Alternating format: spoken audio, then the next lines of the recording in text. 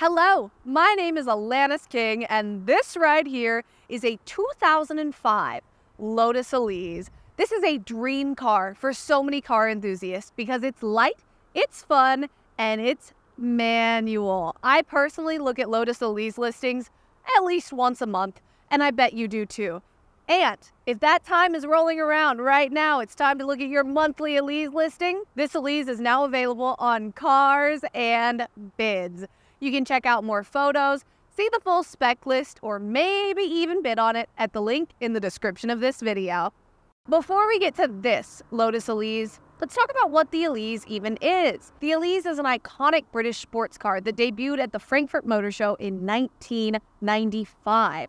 The car's body is made from fiberglass, so when it came to the US in 2004 with a price of $41,000, it was a huge hit. It was super light. It rocked. That popularity was because the Elise had a mid-mounted Toyota engine, 190 horsepower, a red line of 8,500 RPM, and a 6-speed manual transmission that sent power to the rear wheels. Not only did the Elise look incredible, it also weighed less than 2,000 pounds. That figure is absolutely wild. If you need a comparison, the Mazda Miata of this era weighed about 2,300 to 2,400 pounds, and this car's super lightweight sent it from 0 to 60 miles per hour in 5 seconds. The Elise follows Lotus's motto, which is simplify, then add lightness. And as an aside, one of my favorite things to do is post a picture of the notoriously heavy Hellcat and use that as the caption, because it's just a good joke, right? This car really is simple and light, and over the years, that's what made it famous. The Lotus Elise's name also makes it really friendly and approachable, and it was actually named after the granddaughter of a Lotus chairman. Top Gear wrote recently that the Lotus Elise was actually originally supposed to be called the Lotus 111,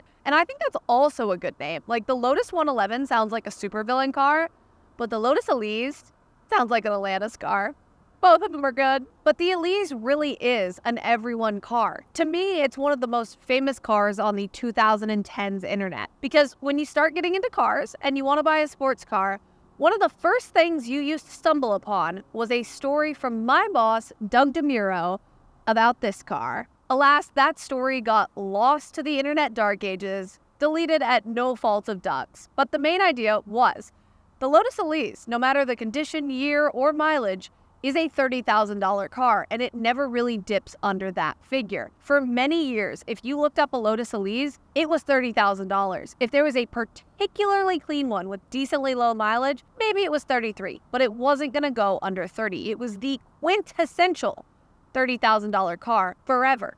But forever, it's never forever. Perhaps you had a family holiday gathering recently, and among other things you did not want to talk about, you talked about inflation. And the Lotus Elise finally fell victim to inflation. It's not just in the grocery store. It's not just in your streaming service price skyrocketing every month. This car is no longer a $30,000 car. When I look at sales listings for a Lotus Elise, it's now 45 to 50. What a time. Because the Lotus Elise was the quintessential $30,000 car for a long time, it made it the car for car enthusiasts. It was a kind of easy decision because it was fairly in reach to get these super cool looks, this really light body, and your manual driving fun. Even people who didn't know anything about cars would see this and go, that's a cool car. Sure, there's not a lot of room to get in and out of it. There's not a lot of room for cargo, but you're having fun and it's super obvious. If you've ever had a Lotus Elise stage,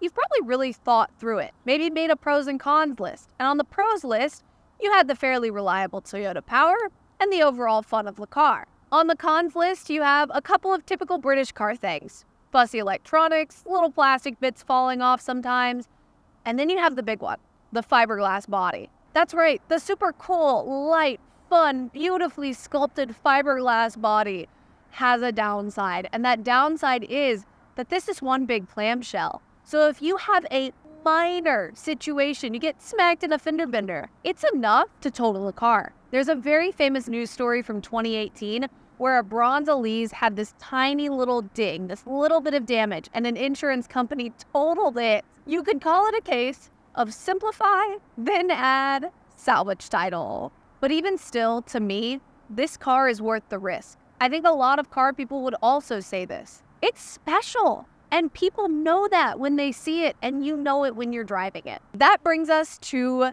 this car, the 2005 Lotus Elise. This car has a 1.8 liter inline 4-cylinder engine that makes 190 horsepower and 138 pound-feet of torque.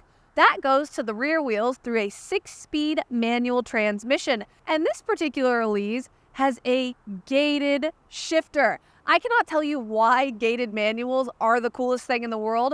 All I can tell you is that they are. This car has a bunch of tasteful little aftermarket bits, like that aftermarket front lip, and there's an infotainment system in here that has navigation and aux and AM/FM radio, things like that. Also, this Elise is very, very cool, and it's approachable in an era where Elises are more expensive. I mean, we have a little bit of the clear coat coming up right here on the headlights. The logo on the front doesn't have all the colors. This is not the most perfect Elise on the market. And that's a good thing, because this having those few little flaws keeps it approachable. We're going to make a game time decision together. Welcome to the behind the scenes footage of filming a car review. Typically, when I drive a car, I try to get in the trunk, the frunk, the whatever, to see how big it is and compare it in Alanis units. I haven't really gotten a look at this one. We're gonna make a call together. Honestly, I might be able to do it.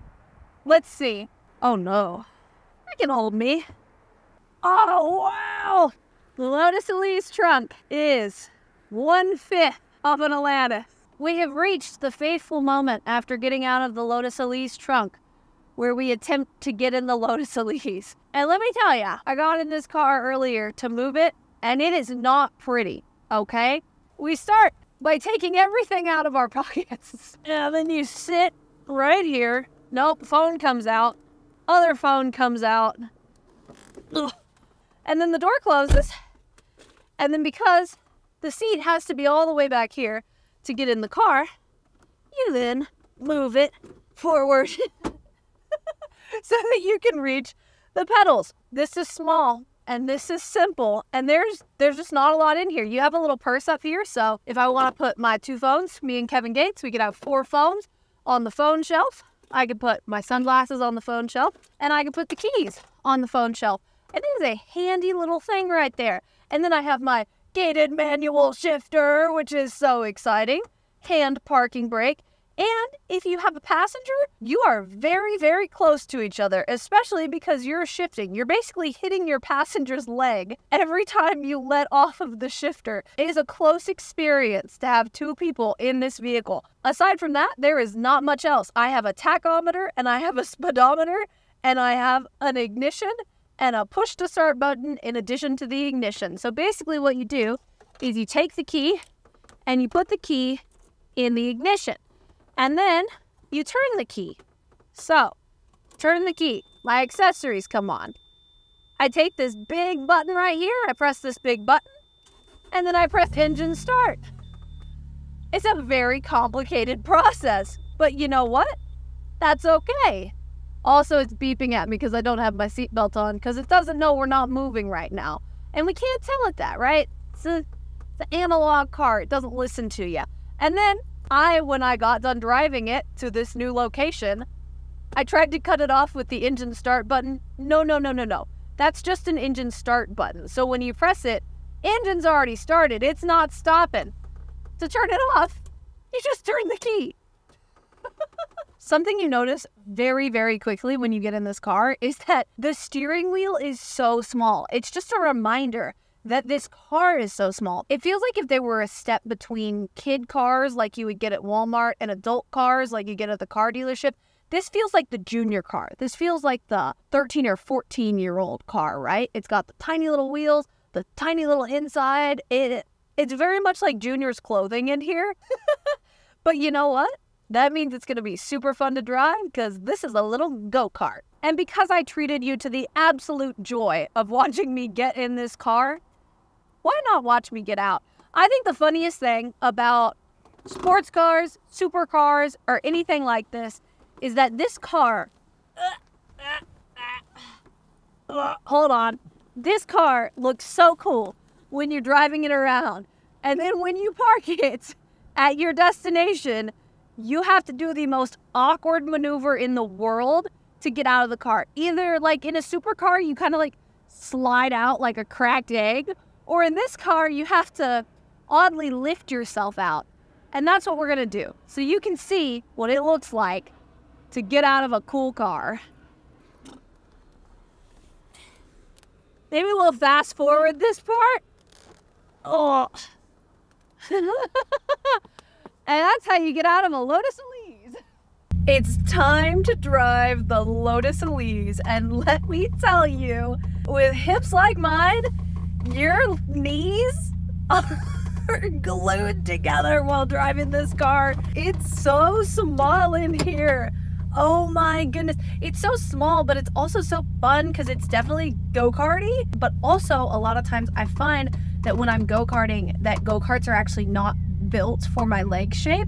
And sometimes small cars like this are also not built for my leg shape. So we're driving with our legs squeezed together like this today.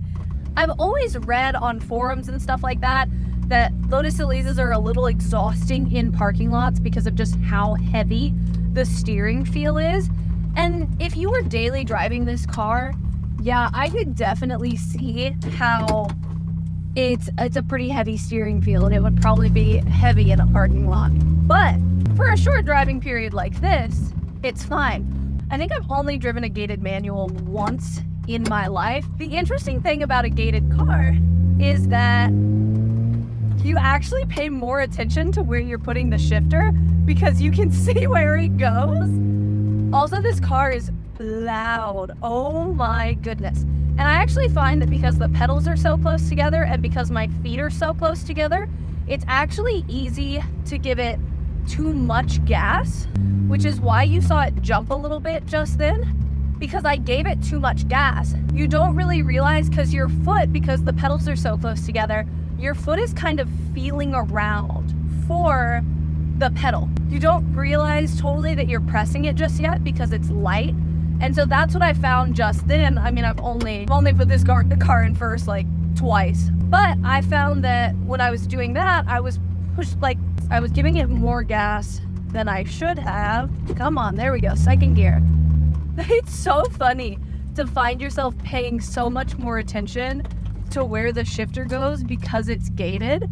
This is a very visceral feeling car because it is so simple. There's not a lot to it. So I have my gated manual shifter, I have my little go-kart pedals, and because this is such a visceral car, the driving experience, everything just feels so much more important. It feels like what you're doing really, really matters. It's not like a really light driving experience or really easy driving experience.